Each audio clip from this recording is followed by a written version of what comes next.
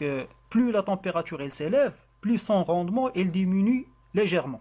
Contrairement au monocristallin, même si son rendement elle est élevé, mais si la température elle s'élève trop, donc son rendement il chute beaucoup. Donc on va avoir un rendement qui est médiocre au niveau du monocristallin dans les régions où on a le soleil et le chaud.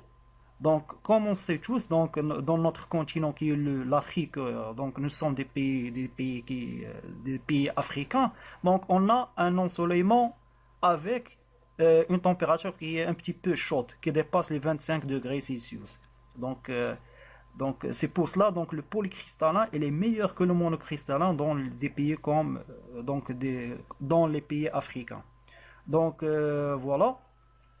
Il faut, pour la deuxième raison, pourquoi on utilise le polycristallin. Donc, polycristallin, il reste aussi moins cher par rapport au monocristallin. Donc, question de coût aussi, il entre en jeu.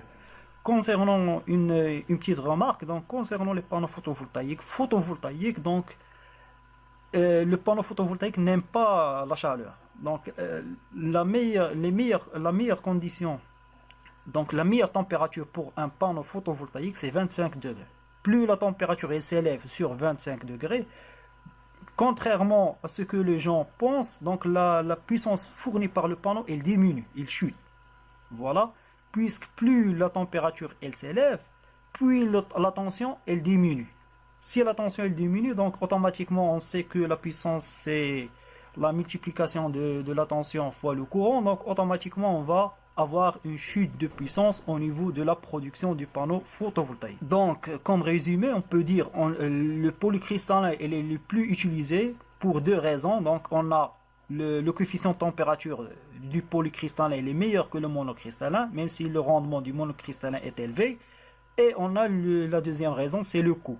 Donc, le coût du polycristallin, donc, il est moins par rapport au monocristallin. Maintenant, concernant les caractéristiques d'un panneau photovoltaïque, donc généralement sur la plaque signalétique ou bien sur le dos d'un panneau, on trouve donc les informations suivantes. Donc, comme vous remarquez ici, donc on a rated maximal power, donc il s'agit de la puissance crête maximale fournie par un panneau qui est ici 270 watts crête.